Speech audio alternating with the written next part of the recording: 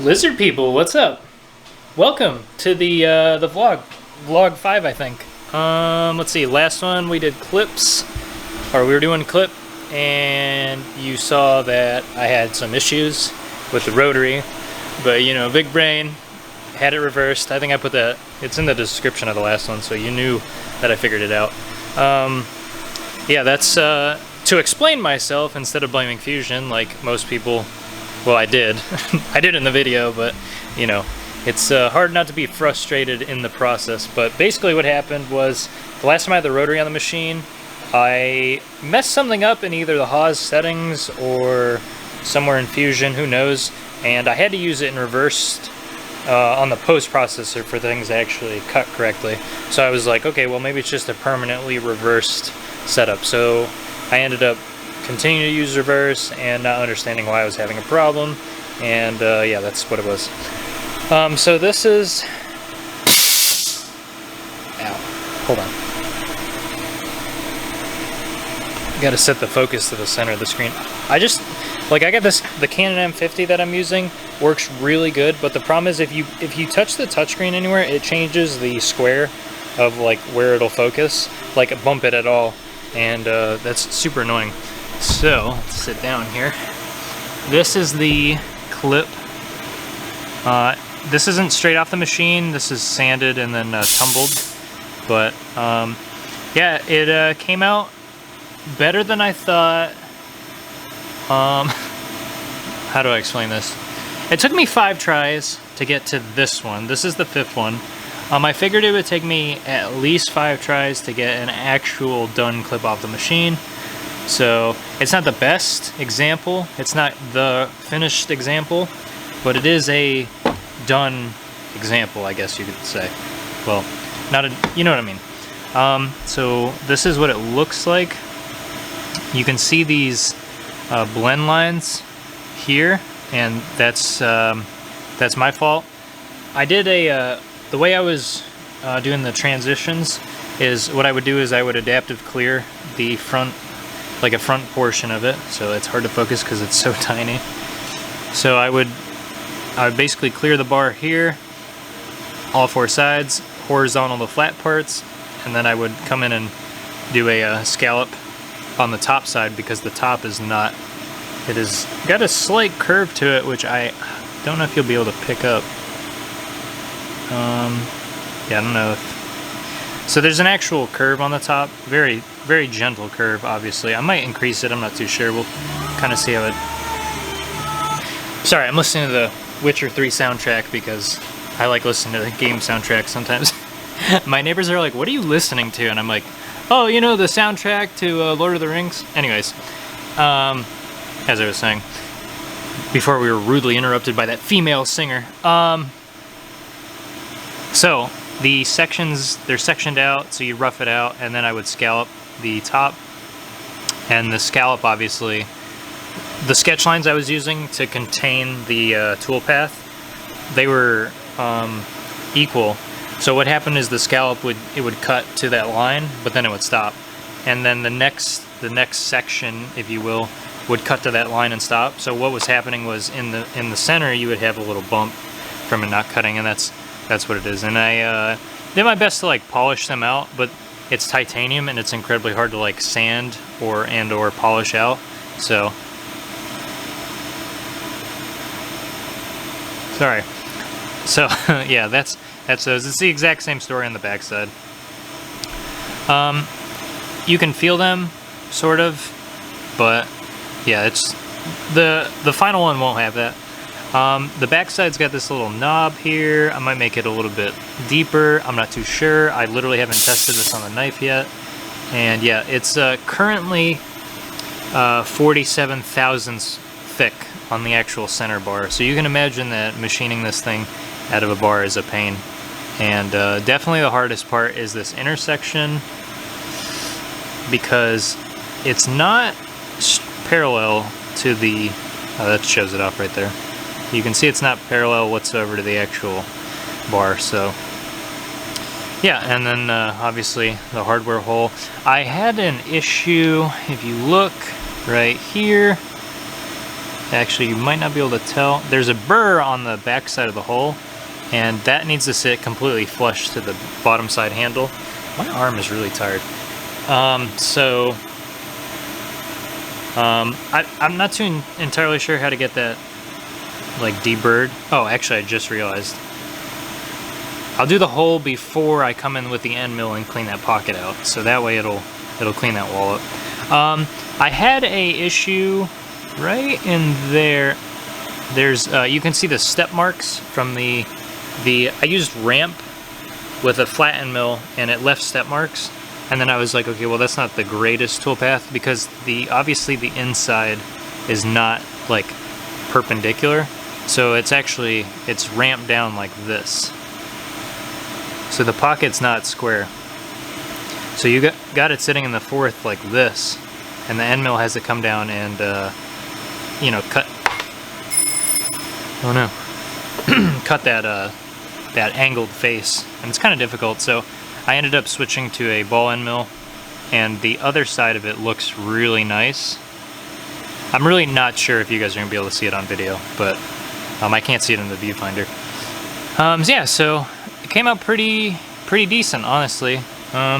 Here's a couple tries I had. This was the one I think I posted this on Instagram. This wasn't in the video, I don't think. The one that was in the video, the last vlog, was this one. That's all I got on that one. This is the one I did, and then halfway through I realized that the rotary was reversed, so that was the better example. And then I had some chatter on the backside, and this one, no chatter, because, you know, like, you gotta imagine it's just being held like this out of the stock, and then you gotta come in here and actually cut that entire back face without chatter. This one actually no chatter, so I was pretty impressed with that. Yeah, it's super light. It feels like plastic almost. It's like, I don't know how to describe it. My scale doesn't go low enough to read how heavy the clip is, but it's really light. Yeah, so I'm working on the handle right now. The bottom handle, the new one that has the pocket for this thing. I'm not sure if it's gonna work. I'd be lucky if it worked first try, but that's what we're working on. So yeah, let's move on. All right, this is where I'm at. That's what the pocket looks like.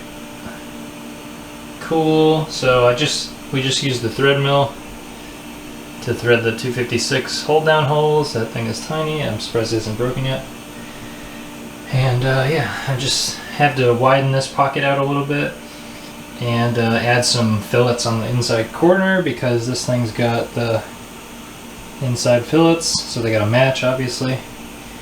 So we're gonna do that right now.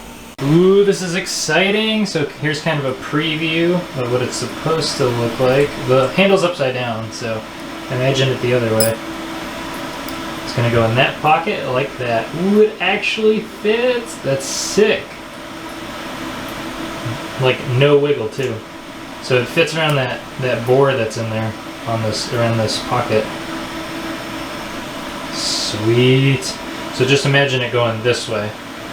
I'm just making sure it fits, but now we're gonna do all the scallops, the whole thing, and the fillets for the inner corners of that thing. And I think I might design some inner lightweight pocket holes. That might be time to actually accomplish that. So yeah, but I'm gonna go eat a sandwich because I'm hungry.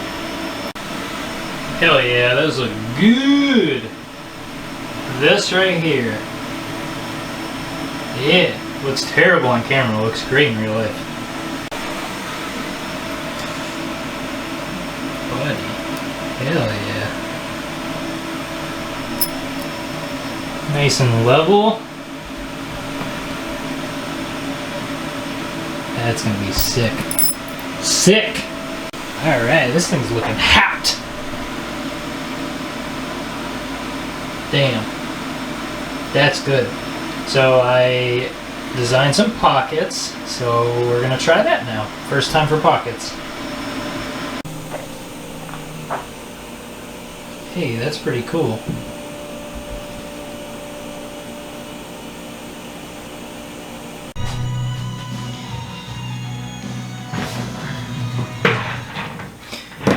So, I gotta duck in this thing.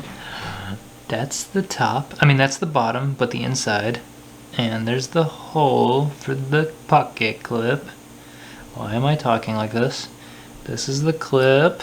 You're all not that stupid, I know you know. So it slides into this slot like this, and it doesn't fit. But it's very close. Focus. That isn't focus, isn't it? Not really. So it's really, really, really close, but I think those fillets on the inside is what's causing it not to fit 100%. So, because it fits this side perfectly. I did have to change the model a little bit, so that might be why it doesn't fit. But that appears to be our bottleneck because it fits every other way. But that's kind of what I'm going for, so looked like my skin was peeling my finger. So this is the bottom side, obviously, so there would be a top handle here, and then the clip goes on this side like that, and I haven't milled the top, that's why there's absolutely no space for it yet, but we'll mill the top and see how much room there is. And yeah, maybe if I mill the top, that might be like what we're missing as far as it fitting, but I think it has to do with those fillets. So yeah, so let's do the surfacing and all that on the top, and hopefully that's the only problem we have, because then I can just make another clip as opposed to like having to make another handle. The handle is a lot more work at this point. The clip, I literally just load the stock up and hit go, minus the whole machine shutting off thing. But in a perfect world, you would just hit go. But I'm not living in a perfect world. Alright, so we're gonna put this back in the machine and we'll do the top side surfacing and all will be good. But it looks good. It looks really good. I might have a little bit of room to maybe extend the pocket here or do a pocket here, but the reason there's this bump is because of, oh well, you can't see it. It's because there's a bump on the outside for the cutout of the lock bar. But yeah, so let's do it. I have to let her rip. So here's the top side, and after this we'll have a done handle.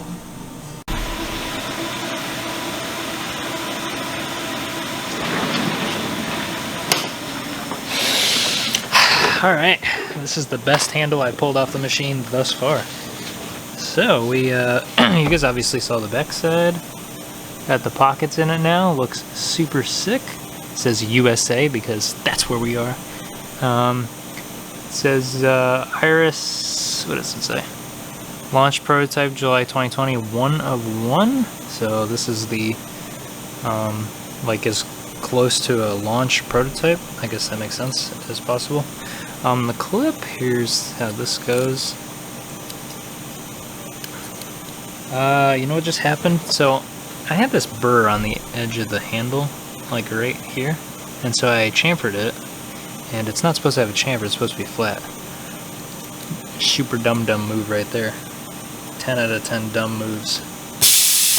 Top 10 animated betrayals right there.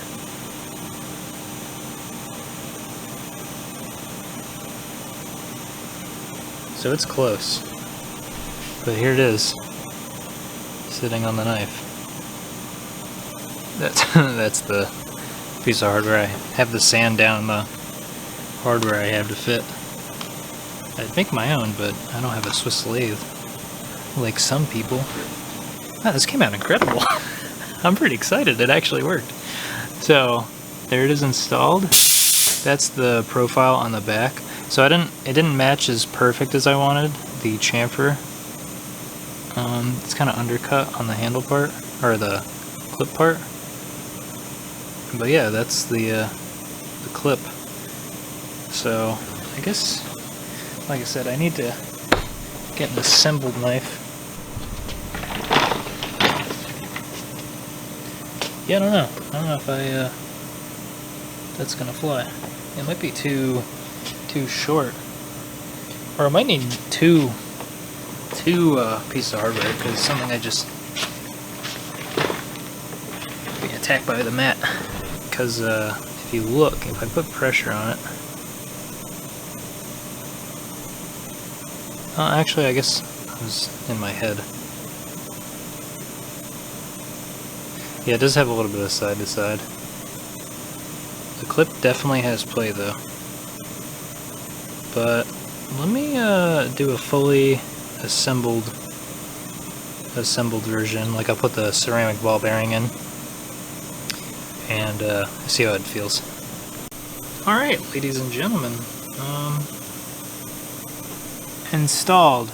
No anodizing, obviously. I polished it on the belt grinder, which is pretty cool because I was wondering if my belts were going to be able to do that. Yep. I still have a little bit of, kind of hear that crunchiness, but it seems to flip better actually on this one. Oh, the lock bar is not locking. I just put it together, so that's probably why I need some adjustment. Alright, ladies and gentlemen, this is it. That was great. There you go, that's a satisfying click. So, there it is installed. That's the current clip. But I have a feeling it's going to become longer and wider. So, that's probably the happenings, but come on. I'm getting there. The most of the crunchiness is happening right here. Right there. And it has to do with the detent ramp. Oops. This way. There's a ramp for the ball bearing to slide on. And I messed the geometry up on it, so it kind of has this crunchiness to it, starting here and right at the beginning. So yeah, and then also I have a little bit of crunchiness in the blade, and I think it has to do with the fact that I kind of messed the stonewash up, and I stonewashed the part where the bearing sits on the blade. So like when you etch it, like I etched the blade, so it kind of etched that area. I tried not to, but it's still kind of like etched there. You can see it. So I have a feeling that kind of has to do with it. But yeah, it definitely on a good flip it flips good, but it hits that crunchiness and kind of hangs up. But it definitely has a satisfying feel to it. It's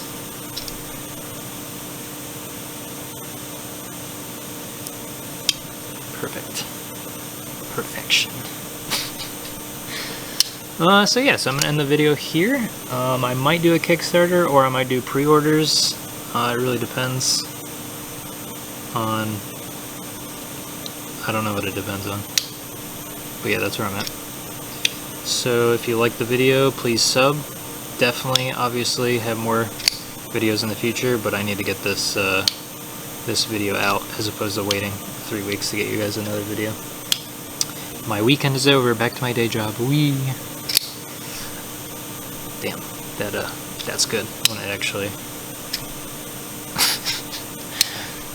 Okay, alright. Give you guys a good one. No. Come on. Come on, fingers. This is it right here.